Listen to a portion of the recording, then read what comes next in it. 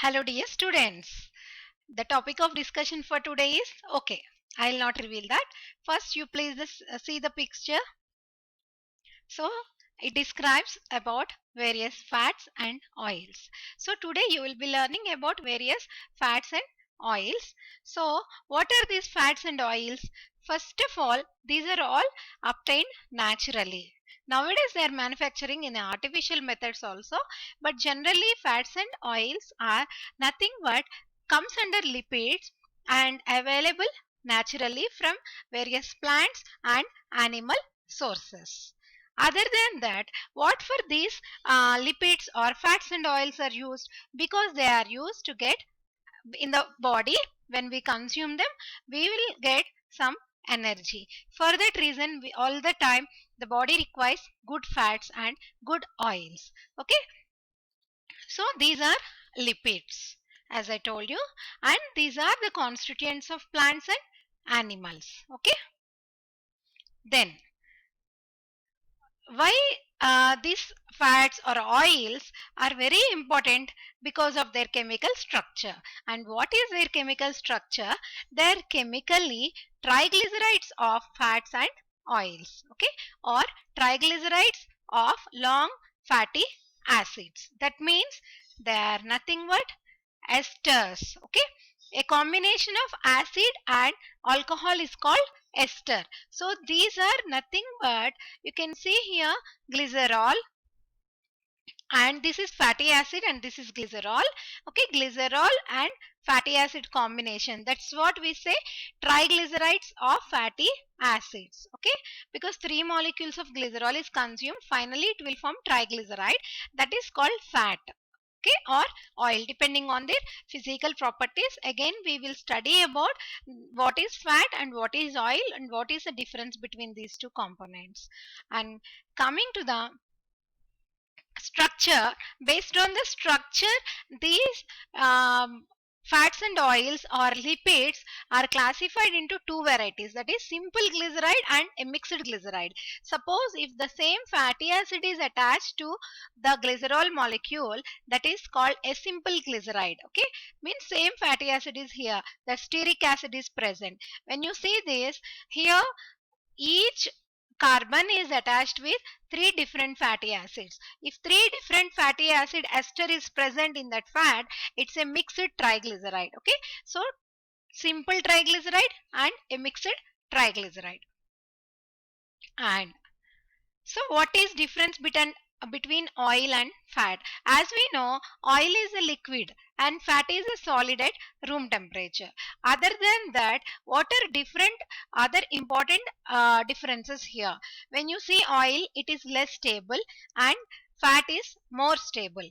And fat, when you need to melt it, it requires more melting point. But oil, even if it gets solidified immediately with less temperature, with low melting point only, it will be liquefied. Okay, and fats are relatively more saturated, whereas oils are relatively more unsaturated. Okay, so more unsaturation is observed for oils compared to fats. And we already know the physical state. Oils generally they are liquids at room temperature and fats are solids at room temperature. Okay, and the next one is properties. So when coming to the properties for these fats and oils, you have to study both physical and chemical properties. Okay, so first let's discuss physical properties here.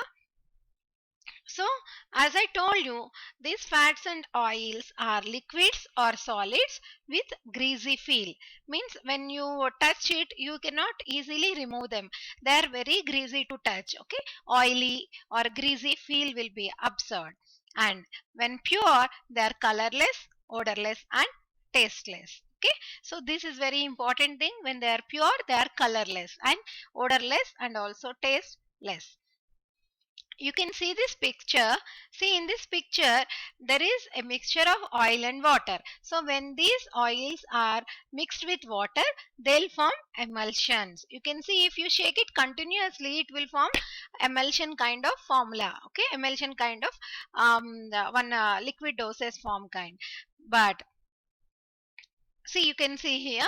So when they are mixed or agitated with water in presence of soap, gelatin or other emulsifiers, because when you want to make an uniform emulsion you need any these kind of agents like emulsifying agents or soap or gelatin. Okay, then they have low specific gravity than water. You can see here the water layer is on the top, it is not immersed in the water layer. Why? Because they have very less specific gravity when compared to water.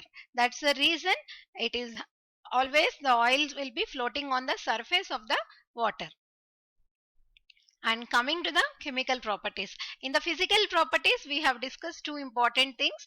One is they have low specific gravity, and the other one is they will make emulsions by using some emulsifying agents, and the other important or general property is they are greasy to feel. Okay, coming to the chemical properties, we will discuss various chemical properties in the form of various reactions. Example, hydrolysis, hydrogenation, hydrogenolysis, halogenation, drying of oils and rancidity. These are all different chemical changes happen to these fats and oils. So one by one let's discuss. So the first one is hydrolysis. The meaning, hydro means water, lysis means breakdown. So using water molecule these oils or fats are getting broken down. Okay, you can see this reaction now. So in presence of hydrolyzed, in presence of, when you want to do hydrolysis we need a base or acid or a specific enzyme, because we need some catalyst. So for that reason we can use acid, base or specific enzymes. Okay, so these enzymes may be any kind of lipases, that's why they are breaking the lipids. So this is the reaction.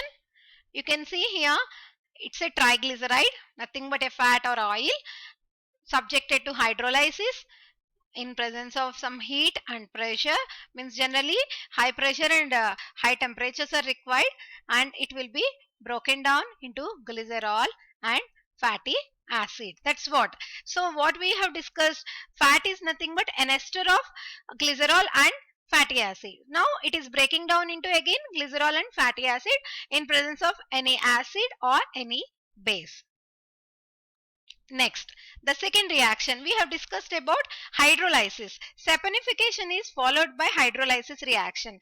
Why? Because whatever the fatty acid is been converted, okay, that will be reacting with a base like sodium hydroxide, and it will form sodium salt of fatty acid. It is nothing but soap which we use generally in our daily life.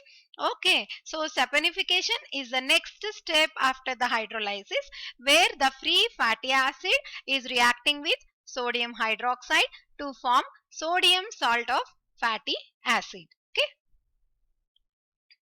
so we know that saponification reaction is observed mainly in the soap industry to make the soaps. Okay, so hydrolysis will happen in presence of a base. This step is used for saponification process. Generally we use sodium hydroxide or sodium carbonate to make this sodium salt. So you can see here a beautiful soap. Okay, so these are all different reactions, and the other pending reactions will be discussed in the next session. Thank you. Hope you all have understood about fats and oils. Okay, thank you.